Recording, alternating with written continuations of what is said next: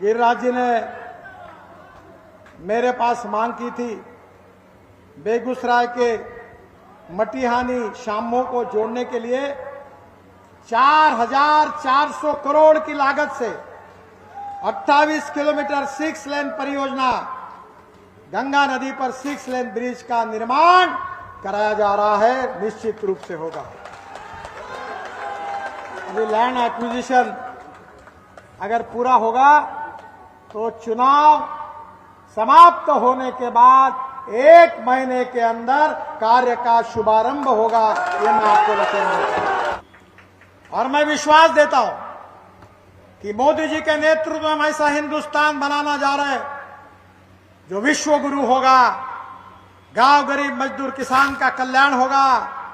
$5 trillion की economy बनेगी और दुनिया की तीसरी महान आर्थिक व्यवस्था बनेगी। ये विश्वास हमने जनता को दिला। मैं मंत्री हूं, मेरे पास कोई पैसे की कमी नहीं है। मैं लाखों में बात करता हूं। मैं बिहार में केवल 80,000 करोड़ के ग्रीन हाईवे बना रहा हूं। गंगा के ऊपर 13 ब्रिज बना चुका हूं और भी कोई 15 नहीं 25 बनाने होंगे तो मैं बनाने की औकात और ताकत रखता हूं। आप बोलोगे पैसा कहां से आएगा? यही तो मेरा फॉर्मूला है। जिसको अध्ययन करना है वो जरूर मेरे पास आए, मैं उसको समझा दूंगा। इस देश में पैसे की कमी नहीं है। इस देश में ईमानदारी से देश के लिए और गरीबों के काम करने वाले नेताओं की कमी है। मैं 50 लाख करोड़ रुपए के काम 10 साल में कर चुका हूं। वो है माइका लाल कॉन्ट्रैक्टर जो कह सके कि गडकरी साहब से टेंडर मिलाने के लिए उनके घर मुझे मिलना पड़ा। अगर कोई होगा तो कान में बता दो, मैं छोड़ दूंगा सब बातें। हम देश के लिए काम कर रहे हैं, हम गरीब के लिए काम कर रहे हैं, हम किसान के लिए काम कर रहे हैं, हम देश को शक्तिशाली बनाना चाहते हैं। इस विचार के लिए काम कर रहे हैं। और इसलिए बहनों और भाइयों, मैं आपको बताने के लिए आ रहा हूं, आप चिंता मत करिए। जितनी मांगे उतनी कर लो, डरने का काम नहीं है। मेरे पास द्रौपदी की थाली है, तुम जितना मांगोगे उतना दूंगा। और मेरी कंडीशन एक है कि गिरिराज को लाखों वोटों से जिताकर भेजिए, बाकी सब काम हो जाएगा। कि हम बिहार को और उत्तर प्रदेश को, ये जो पिछड़े हुए राज्य की बात हो रही है, उन राज्यों को हम विकास की ओर लेके जाएंगे।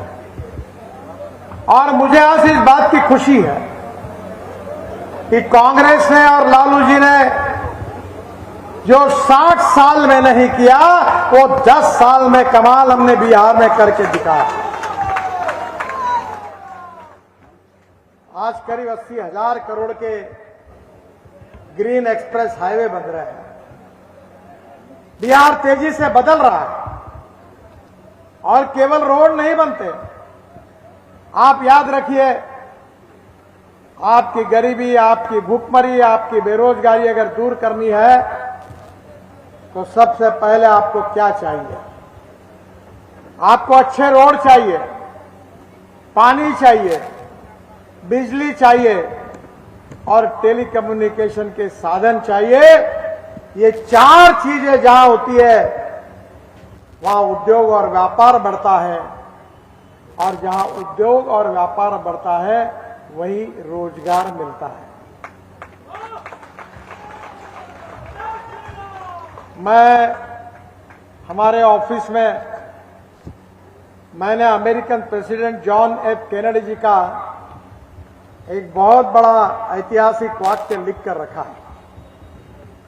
उन्होंने क्या कहा था?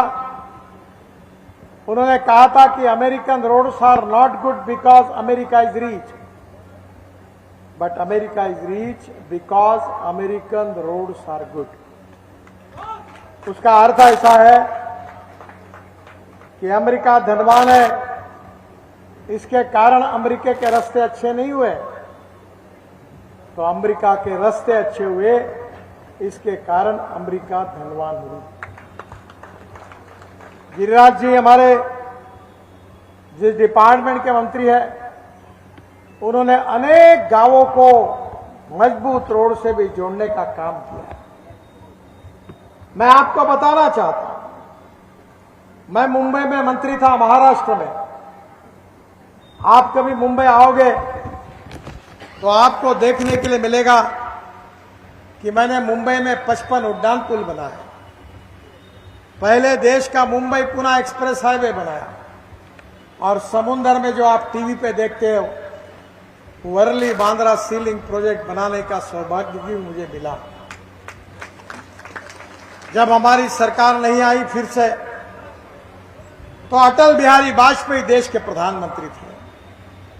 अटल बिहारी वाजपेयी जी ने मुझे बुलाया और मुझे कहा कि आपने शहरों में बहुत काम किया है, अब गांव को जोड़ने वाली योजना आप तैयार करो। मेरे अध्यक्षता में एक कमेटी तैयार हुई, जिसमें रिजर्व बैंक के डिप्टी गवर्नर थे, नाबार्ड के चेयरमैन थे। 3-4 महीने हमने मेहनत की और बाद में एक रिपोर्ट तैयार करके मैंने अटल बिहारी वाजपेयी जी को सौंपा, और 15 दिन के बाद लाल किले पर डॉक्टर अब्दुल कलाम साहब ने उस योजना की घोषणा की, जिसका नाम प्रधानमंत्री ग्राम सड़क योजना है। और मैं आपको बताना चाहता हूं कि हिंदुस्तान में 6.5 लाख गांव है। इन 6.5 लाख गांवों में से 4.5 लाख गांवों को मजबूत रोड से जोड़ने का काम इस देश के इतिहास में किसी ने किया होगा तो अटल बिहारी वाजपेयी जी ने। और वही विरासत को लेकर आदरणीय गिरिराज जी मेरे बड़े प्रिय मित्र हैं। वो बड़े इनोवेटिव है, अलग अलग कल्पनाओं का उपयोग अपने डिपार्टमेंट में उन्होंने लगातार करके दिखाया। प्रधानमंत्री सड़क योजना में उन्होंने देश के लाखों गांव, गरीब मजदूर, किसान का कल्याण करने वाली इस योजना को बड़े यशस्वी रूप से उसका संचालन किया। और मुझे विश्वास है ये देश बदल रहा है। मैं किसान हूं और मैं जिस क्षेत्र से आता हूं वहां कम से कम 10,000 किसानों ने आत्महत्या की थी। मैं 3 चीनी मिलें चलाता हूं और पहली बार 2004 में गिरिराज जी को पता है कि हमारे देश में किसानों को उनके उपज का सही दाम नहीं मिल रहा था। कपास सस्ता था, कपड़े महंगे थे, गेहूं सस्ता था, ब्रेड बिस्किट महंगे थे, संतरा सस्ता था, जूस महंगा था। किसानों के उपज को कोई कीमत नहीं थी। और उस समय अटल बिहारी वाजपेयी जी ने मुझे पेट्रोलियम मंत्री राम नाईक जी के साथ में ब्राजील भेजा, और मैं ब्राजील गया था। और ब्राजील से आकर 2004 में मैंने ऐलान किया था कि इस देश का किसान अब केवल गेहूं, चावल, मक्का नहीं बनाएगा। इस देश का जवान, इस देश का किसान अब देश के लिए पेट्रोल डीजल का पर्याय देने वाला इथेनॉल बनाएगा। आपको खुशी होगी कि किसान केवल अन्नदाता नहीं है। हमारी सरकार की सोच को समझो और समझकर बात करो। हमने तय किया कि हमको गांव, गरीब मजदूर, किसान का कल्याण करना है। गांवों को सुखी, समृद्ध और संपन्न बनाना है। किसानों के फसल के सही दाम देना है और युवा लोगों के हाथों को काम देना है। और इसीलिए बहनों और भाइयों, अब किसान केवल अन्नदाता नहीं है, अब किसान ऊर्जादाता बन गया। ऊर्जादाता, ये गिरिराज जी की पूरी कॉन्स्टिट्यूंसी है ना, इसको जितनी बिजली लगती है उससे ज्यादा बिजली मैं जो किसानों के लिए शुगर फैक्ट्री चलाता हूं वो उतनी बिजली तैयार करते हैं। बिजली किसान 380 मेगावाट बिजली तैयार करते हैं। मुझे मालूम नहीं बिहार सरकार कितनी करती है, पता नहीं मुझे। एनटीपीसी की बिजली ज्यादा यूज करती है। हाँ, मेरे को मालूम नहीं, पर एक समय आया था बिहार सरकार जितनी करती है उससे बराबर हम बिजली तैयार करते हैं। हाँ, और अब इसलिए हमने किसान को अन्नदाता से ऊर्जादाता बनाया। और वहां हम रुके नहीं, अब हमने किसान को ऊर्जादाता से ईंधन दाता बनाया। ये इथेनॉल हमने लाया।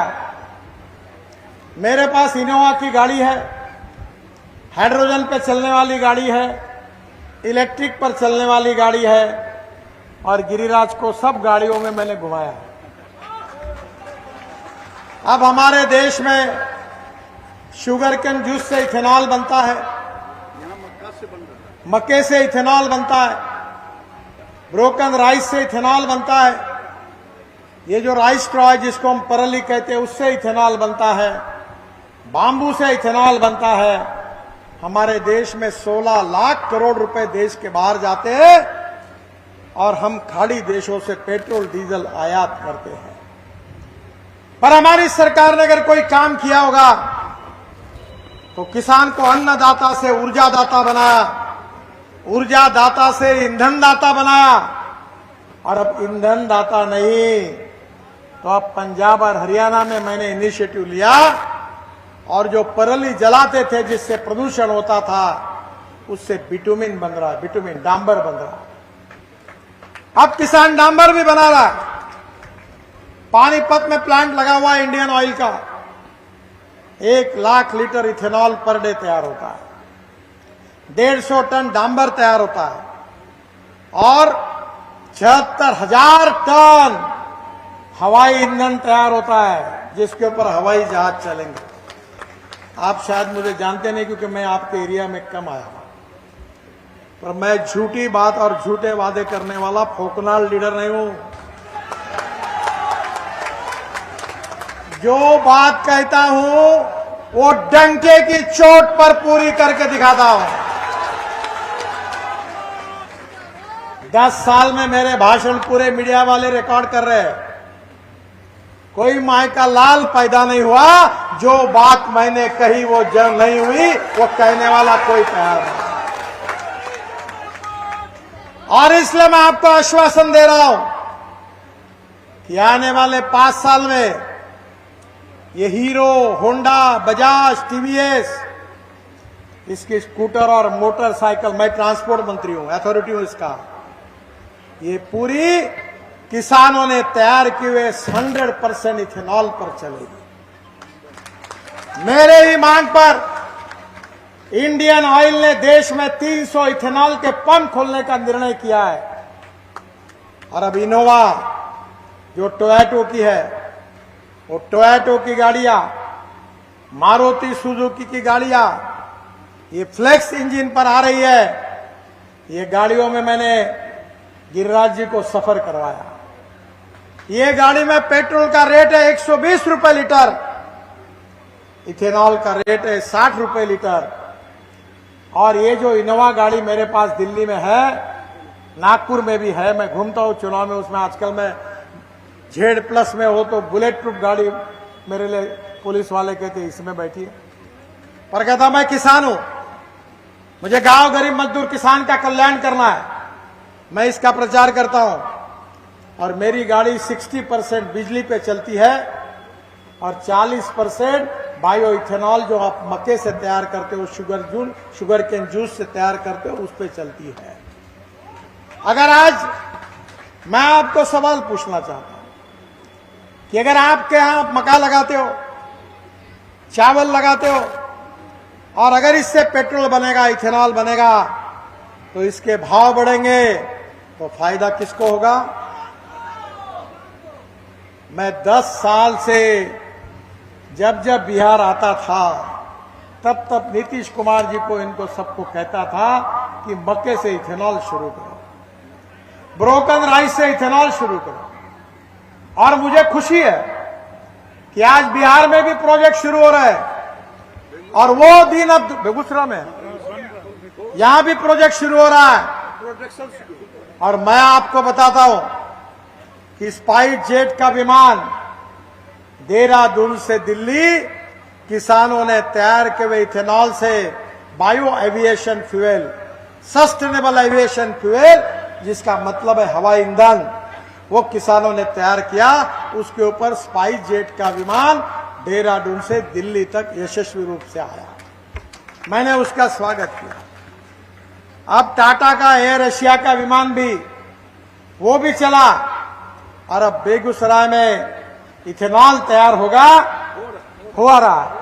अब आगे इसमें से हवाई जहाज भी चलेंगे, कार भी चलेगी, स्कूटर भी चलेगी, मोटरसाइकिल भी चलेगी, प्रदूषण भी कम होगा, आयात भी कम होगी और किसानों को फसल के सही दाम मिलेंगे और गांव के जवान लोगों के हाथों को काम मिलेगा। मक्के का कीमत दुगना हो गया। हाँ, मक्के का जी 12 रुपये था, 19 में, अभी 22 है। देखो, मक्के की कीमत बढ़ गई। अगर मक्का खरीदने वाली इथेनॉल की फैक्ट्री नहीं होती तो क्या होता? ये क्यों नहीं किया कांग्रेस वालों ने? कांग्रेस और इतने दिनों में शासन था ब्राजील में, 1954 से लेकर इथेनॉल चल रहा है। क्यों नहीं लाया उसको? इंपोर्ट करते रहे गैस को, पेट्रोल को, डीजल को। महंगा पेट्रोल डीजल आप खरीदते, मिट्टी का तेल खरीदते। ये मिट्टी के तेल की जरूरत ही क्या है? कोई जरूरत नहीं है। पर यह क्रांति अगर किसी ने की तो मोदी जी के नेतृत्व में जो हमारी सरकार आई उसने की। अब केवल इसके ऊपर हम रुके नहीं है। अब इसके लिए गिरिराज जी को पता है कि पानी से हाइड्रोजन निकालकर अब हमने गाड़ियां लाई है। मेरे पास हाइड्रोजन पे चलने वाली गाड़ी है, उसका नाम है मिराई। मिराई जापानी वर्ड है। मिराई का अर्थ होता है भविष्य। हमारा भविष्य का फ्यूल है हाइड्रोजन। और मैंने हाइड्रोजन की गाड़ी मेरे पास है, जिसके ऊपर भी गिरिराज जी ने चक्कर लगाया। मैं झूठ नहीं बताता, ये सब होने वाला है। गांव में जो अंधेरा है, गरीबी, भूखमरी, बेरोजगारी का, वो छटेगा। गांव का विकास होगा, गांव में अच्छे रोड होंगे, गांव में किसानों को उसके फसल के सही दाम होंगे, गांव के युवाओं के हाथों को काम होगा। केवल स्मार्ट शहर नहीं तो स्मार्ट देहात भी बनेंगे और आपका जीवन सुसह्य होगा। ये हमारा सपना है। हम राजनीति में मंत्री और सांसद बनने के लिए नहीं आए, हमको समाज बदलना है। मैं तो 1975 में मैट्रिक की परीक्षा पास करने के लिए मेरी एग्जाम थी। जयप्रकाश जी का आंदोलन शुरू हो गया। मैंने अपने शिक्षा की तरफ ध्यान नहीं दिया और पूरी तरह आंदोलन में शरीक हो गया। जब इंजीनियरिंग कॉलेज की एडमिशन हुई तब मुझे एडमिशन नहीं मिली, क्योंकि मेरे को 49.26% मार्क मिले। 50% के ऊपर मार्क होते साइंस ग्रुप में, तभी इंजीनियरिंग को एडमिशन मिलती और मैं इंजीनियर नहीं बन पाया। पर बहनों और भाइयों, मैं समग्र क्रांति की जो बात जयप्रकाश जी ने की थी, वही बात को लेकर politics is the instrument of socio economic reform, इस बात पे विश्वास रखकर राजनीति में काम कर रहा हूं। मुझे कोई दुख नहीं है, मुझे इंजीनियरिंग बनने का सौभाग्य नहीं मिला, पर आज मेरे डिपार्टमेंट में 7 वर्ल्ड रिकॉर्ड बने, 7। और आपको शायद मालूम नहीं होगा, मुझे 9 डॉक्टरेट्स मिली है, डिलिट्स, बड़े बड़े यूनिवर्सिटी की। और हम देश के लिए काम करना चाहते हैं। हम गांव गरीब मजदूर किसान के लिए काम करना चाहते हैं। यहां कम्युनिस्ट पार्टी खड़ी है, इन्होंने, इनका क्या हुआ? मुझे आपको बताने में, बड़ा देश का इतिहास बताने में खुशी हो रही है। 1947 में 3 विचार प्रवाह थे। एक कम्युनिस्ट विचारधारा थी, सीपीआई और सीपीएम 2 पार्टियां चलाती थी। देश के मजदूर एक हो, लाल झंडा लेके नाचते थे। फिर मैं जब बीजेपी का अध्यक्ष बना तो मुझे चाइना के कम्युनिस्ट पार्टी के अध्यक्ष ने और प्रधानमंत्री जी ने चाइना बुलाया। मैं भारतीय जनता पार्टी के डेलीगेशन को लेकर चीन पहुंचा। जब मैं शंघाई गया तो वहां जो मंगोलियन वंश के चाइनीज थे वर्ल्ड में, उन्होंने प्राइवेट पब्लिक इन्वेस्टमेंट लाकर चाइना का मॉडल बनाया जो कम्युनिस्ट पार्टी के विचारों के खिलाफ था। तब मैंने उनको पूछा, आप कैसे कम्युनिस्ट हो? केवल लाल झंडा है, बाकी आपने सब बातें छोड़ दी। उन्होंने कहा, देश के हित में जो होगा वो हम करेंगे। आज सीपीएम और सीपीआई का बैंड बाजा बज गया। पूरे देश में, वर्ल्ड में, यह पार्टियां खत्म हो गई। आपको आश्चर्य होगा, आपको मौका मिलेगा तो हंगेरी नाम का देश है, उसमें जाइए। एक बुडापेस्ट करके उनकी राजधानी है, कैपिटल। वहां एक बहुत बड़ा बगीचा है और गार्डन के एक कोने में 25-30 मूर्तियां एक कोने में डाल के रखी है, लेनिन, मार्क्स सबकी, और पानी बरसता है उसके ऊपर। मैंने पूछा, ये कैसी आई? बोले, कम्युनिस्ट पार्टी के प्रति लोगों का उद्रेक हुआ और चीड़ के कारण उन्होंने पूरे चौराहे पर खड़ी मूर्तियों को उखाड़ कर फेंक दिया। अब वो कोने में रखी है। उसके लिए आज लोग इनकी कोई पूजा तो छोड़ दो, पसंद भी नहीं करता, क्योंकि उसके कारण हमारे देश की बर्बादी हुई। फिर समाजवादी आए। जॉर्ज फर्नांडिस साहब को, वो मुंबई में आते थे, मेरे ऊपर बहुत प्रेम करते थे। मैं उनको बहुत मानता हूं। अटल बिहारी वाजपेयी और जॉर्ज साहब को मैं अपने जीवन का आइकॉन मानता हूं। उनकी समाजवादी पार्टी थी, उसमें मधु दंडवत थे, मधु लिमय थे, बड़े बड़े लोग थे, बहुत विद्वान थे। पर समाजवादी पार्टी भी खत्म हो गई। एक दिल के टुकड़े हुए हजार, कोई यहां गिरा, कोई वहां गिरा, पार्टी खत्म। जब कम्युनिस्ट विचारधारा आज खत्म हो गई, समाजवादी पार्टी खत्म हो गई, तो एक उस समय स्वतंत्र पार्टी थी और वो लिबरल इकोनॉमी को लेकर अमेरिकन साम्राज्यवाद की बातों को करते हुए चलाते थे पार्टी, वो भी खत्म हो गई। और बहनों और भाइयों, हमने पंडित दीनदयाल उपाध्याय जी से प्रेरणा लेकर अंत्योदय की बात को, सामाजिक आर्थिक चिंतन को अपना उद्देश्य मानकर हमने तय किया कि समाज का जो आखिरी व्यक्ति है, जो दलित है, पीड़ित है, शोषित है, जिसके पास रहने के लिए मकान नहीं है, जिसके पास खाने के लिए रोटी नहीं है, रहने के लिए घर नहीं है, उस व्यक्ति को हम भगवान मानेंगे, उसकी निरंतर सेवा करते रहेंगे। और जिस दिन उसको रोटी, कपड़ा और मकान मिलेगा, उसी दिन अपना कार्य पूरा होगा। ये पंडित दीनदयाल उपाध्याय जी का सामाजिक आर्थिक चिंतन हमारा मिशन है, हमारा उद्देश्य है। बहनों और भाइयों, मैं भी 2 बार पार्लियामेंट का मेंबर हूं। अभी भी आऊंगा, लाखों मतों से चुन के आऊंगा। बिहार में मैं कहूं कि नहीं कहूं, मुझे संकोच हो रहा है, पर मैं मेरे क्षेत्र में लोगों को कहता हूं, कोई भी व्यक्ति उसकी जात, पंथ, धर्म, भाषा और सेक्स से बड़ा नहीं होता, उसके गुणों से बड़ा होता है। और इसलिए जो गरीबी, भूखमरी, बेरोजगारी है, ये सबके लिए है। जिस भाव में हिंदू को पेट्रोल मिलता है, उसी भाव में मुसलमान को मिलता है। जिस भाव में गैस का सिलेंडर फॉरवर्ड को मिलता है, उसी भाव में बैकवर्ड को मिलता है। हमारी बेसिक बातें हैं गरीबी, भूखमरी और बेरोजगारी। अब मैंने तो कहा मेरे लोगों को, 15 साल से कह रहा हूं कि जो करेगी जात की बात, उसको कसके पड़ेगी लात। और मुझे सब जात, पंथ, धर्म, भाषा के लोग वोट देते हैं।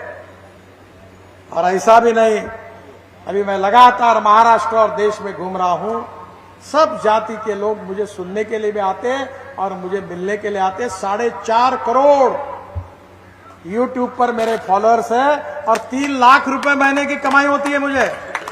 लोग वीडियो सुनते हैं। तो मैं आपको बताना चाहता हूं कि आपका सही सवाल गरीबी, भूखमरी, बेरोजगारी है। पढ़िए, अच्छी शिक्षा प्राप्त करिए, अच्छा उत्पादन कृषि में बढ़ाइए, कृषि माल कर प्रक्रिया करने वाले उद्योग शुरू करिए, 24 घंटे बिजली चाहिए, पीने का पानी चाहिए, गरीब को मकान चाहिए। मैंने ये सब करके दिखाया। गिरिराज जी आए मेरे पास, मैंने मेरे क्षेत्र में 15,000 युवाओं को रोजगार दिया, उसमें से 200 भी मेरे जात के नहीं है। मैं स्मार्ट विलेज बना रहा हूं और जो गरीबों के लिए काम करता हूं उसका टर्नओवर 2,500 करोड़ है। ये संभव है। और इसलिए मैं आपको बताना चाहता हूं कि किसानों की, हमारे देश की जनता की गरीबी, भूखमरी और बेरोजगारी, जिनको समाप्त करने में पूरी तरह फेल्यूर हुए, जो फेल हो गए, वो अब जाति जाति को जलाकर, जात पंथ धर्म संप्रदाय को लड़ाकर जातिवाद की और सांप्रदायिकता की राजनीति करते हैं। जब कन्विंस करना मुश्किल होता है तो कंफ्यूज करने की कोशिश करती है, उससे बच के रहिए। और मैं विश्वास देता हूं कि मोदी जी के नेतृत्व में हम ऐसा हिंदुस्तान बनाना जा रहे हैं जो विश्व गुरु होगा, गांव गरीब मजदूर किसान का कल्याण होगा, $5 ट्रिलियन की इकोनॉमी बनेगी और दुनिया की तीसरी महान आर्थिक व्यवस्था बनेगी। ये विश्वास हमने जनता को दिला। मैं मंत्री हूं, मेरे पास कोई पैसे की कमी नहीं है। मैं लाखों में बात करता हूं। मैं बिहार में केवल 80,000 करोड़ के ग्रीन हाईवे बना रहा हूं। गंगा के ऊपर 13 ब्रिज बना चुका हूं और भी कोई 15 नहीं 25 बनाने होंगे तो मैं बनाने की औकात और ताकत रखता हूं। आप बोलोगे पैसा कहां से आएगा? यही तो मेरा फार्मूला है। जिसको अध्ययन करना है वो जरूर मेरे पास आए, मैं उसको समझा दूंगा। इस देश में पैसे की कमी नहीं है, इस देश में ईमानदारी से देश के लिए और गरीबों के काम करने वाले नेताओं की कमी है। मैं 50 लाख करोड़ रुपए के काम 10 साल में कर चुका हूं। वो है माइका लाल कॉन्ट्रैक्टर जो कह सके कि गडकरी साहब से टेंडर मिलाने के लिए उनके घर मुझे मिलना पड़ा। अगर कोई होगा तो कान में बता दो, मैं छोड़ दूंगा सब बातों। हम देश के लिए काम कर रहे हैं, हम गरीब के लिए काम कर रहे हैं, हम किसान के लिए काम कर रहे हैं, हम देश को शक्तिशाली बनाना चाहते हैं। इस विचार के लिए काम कर रहे हैं।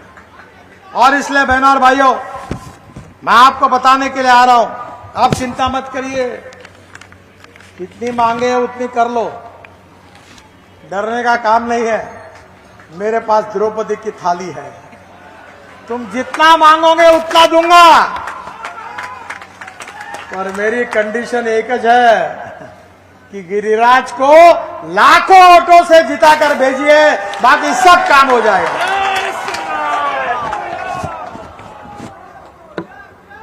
गिरिराज जी ने मेरे पास मांग की थी बेगूसराय के मटिहानी शामो को जोड़ने के लिए 4,400 करोड़ की लागत से 28 किलोमीटर 6 लेन परियोजना, गंगा नदी पर 6 लेन ब्रिज का निर्माण कराया जा रहा है। निश्चित रूप से होगा। अभी लैंड एक्विजिशन अगर पूरा होगा तो चुनाव समाप्त होने के बाद 1 महीने के अंदर कार्य का शुभारंभ होगा। ये मैं आपको बताऊंगा। गिरिराज जी ने अपने जूते बहुत घसीटे हैं इसके लिए। मेरा डिपार्टमेंट ये 4,400 करोड़ की लागत के ब्रिज को देखकर मुझे बोल रहा था कि साहब गंगा पर इतने ब्रिज बनाए, इसकी जरूरत ही क्या है? बोला जरूरत केवल इस बात के लिए है कि गिरिराज जी ने मांग की है, इसलिए जरूरी है और ये करना है। तो ये ब्रिज तो हो जाएगा और ये ब्रिज बनने के बाद बिहार में से उड़ीसा, झारखंड, पश्चिम बंगाल दूरी 75 किलोमीटर कम हो जाएगी।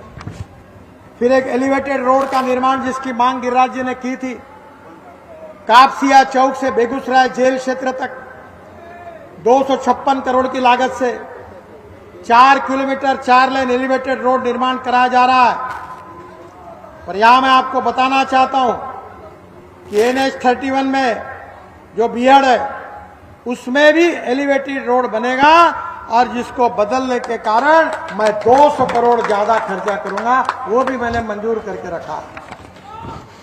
बेगूसराय में रेलवे ओवरब्रिज, बरौनी जंक्शन में 35 करोड़ की लागत से आरओबी का भी निर्माण, जिसमें थर्मल प्लांट और फर्टिलाइजर प्लांट की कनेक्टिविटी में सुधार हो जाएगा। मोकामा में गंगा पर ब्रिज निर्माण, फिर मेरे डिपार्टमेंट ने वही बात कही। मैंने कहा गिरिराज जी ने मांग की है। मोकामा में ओटा से सिमरिया के बीच 1161 करोड़ की लागत से 1 किलोमीटर लंबा गंगा पर रेल सह सड़क पुल का और अप्रोच रोड का निर्माण भी हो रहा है। ब्रिज के दोनों तरफ 8.5 किलोमीटर 4 लेन सड़क का भी निर्माण किया जा रहा है और इस ब्रिज बनने से सिमरिया, बेगूसराय, इसमें कनेक्टिविटी में काफी सुधार हो जाएगा। मुंगेर में गंगा नदी पर रेल रोड ब्रिज का निर्माण, हमारे गंगा पर बने rail road bridge Shri Krishna Setu के साथ 14.5 किलोमीटर के अप्रोच रोड का निर्माण होने से खड़गिया, बेगूसराय जाने आने की बहुत सुविधा होगी। उत्तर बिहार से मुंगेर आने जाने वालों को 70 किलोमीटर की चक्कर काटकर मोकामा से राजेंद्र पुल तक, ये जो 75 किलोमीटर दूर भागलपुर के विक्रमशील पुल का विकल्प भी चुनना पड़ता था, अब पुल बनने से आवागमन आसान हो जाएगा। मुंगेर खगड़िया के बीच 100 किलोमीटर की दूरी कम होगी, 3 घंटे का समय बचकर वह मुंगेर बेगूसराय 20 किलोमीटर की दूरी और कम हो जाएगी। मेरे पास बोलने के लिए बहुत है, पर आज दिल्ली में मेरी और 2 सभाओं में मुझे जाना है। मैं जब गंगा का मंत्री था तो मैंने जलमार्ग बनाया, और जलमार्ग तो बनाया और उसके साथ बेगूसराय में और मुंगेर में मैंने ईटीपी दिया, उसके लिए 500 करोड़ रुपए दिए। दोनों शहर के अंदर के ड्रेनेज लाइन को मेरे डिपार्टमेंट से मैंने उस समय पैसा दिया और ये भी काम उस समय किया। रक्सौल से हल्दिया तक 35,000 करोड़ की लागत से 700 किलोमीटर ग्रीन फील्ड, यानी एकदम खेत से नया रोड बन रहा है। बिहार में 18,000 करोड़ की लागत से 370 किलोमीटर का काम है, जो बिहार से रक्सौल, पूर्व चंपारण, शिवार, मुजफ्फरपुर, वैशाली, समस्तीपुर, बेगूसराय, पटना, लखीसराय को होकर जाएगा। ये भी रोड बन रहा है और ग्रीन एक्सप्रेस हाईवे बन रहे हैं, और ये सब बनने और बन रहे हैं। इसका श्रेय मुझे नहीं है, इसका श्रेय गिरिराज जी को भी नहीं है, इसका श्रेय नरेंद्र भाई को भी नहीं है। इसका श्रेय अगर से किसी को है तो मेरे सामने बैठी हुई बेगूसराय की जनता को है। अगर आप गिरिराज्यों को चुनकर नहीं देते, मोदी जी देश के प्रधानमंत्री नहीं बनते, तो मैं रोड का मंत्री कहां से बनता? और अगर मैं नहीं बनता तो ये काम कैसे होता? ये आपके कारण हुआ है, और इसलिए आपका आशीर्वाद, आपकी शुभकामनाएं गिरिराज जी के साथ रखिए। पिछले बार जो मार्जिन थी उससे और ज्यादा मार्जिन से उनको जिताइए, लोकसभा में भेजिए, फिर से एक बार मोदी जी के नेतृत्व में काम करने का मौका उनको दीजिए। वो केवल बेगूसराय की नहीं तो बिहार की तस्वीर बदलने का काम करेंगे, और उनके साथ डबल इंजन होगा। एक तरफ तो नीतीश कुमार जी की सरकार का इंजन है, दूसरी तरफ मोदी जी के सरकार का इंजन है, और तीसरी तरफ हमारे डिपार्टमेंट की इलेक्ट्रिक लाइन है। और इसीलिए मैं आपसे अनुरोध करता हूं कि बहुत ही ईमानदार, लोगों के लिए समर्पित भाव से काम करने वाला, इनोवेटिव दृष्टिकोण रखने वाला, नए नए प्रयोगशीलता का उपयोग करने वाला बहुत दमदार ऐसा नेता, छल कपट कारस्थान करने वाला नहीं है, दिल की बात साफ रखने वाला एक जिंदा दिल इंसान गिरिराज के रूप में आपने देखा। जय गिरिराज! जात, पंथ, धर्म, भाषा कुछ न देखते हुए आपके भविष्य को बदलने के लिए, आपके तकदीर को बदलने के लिए गिरिराज जी को लाखों मतों से चुनाव जिताइए, यही आपसे अनुरोध करता हूं। बहुत बहुत धन्यवाद। मेरे साथ जोर से कहिए, भारत माता की, भारत माता की, भारत माता की।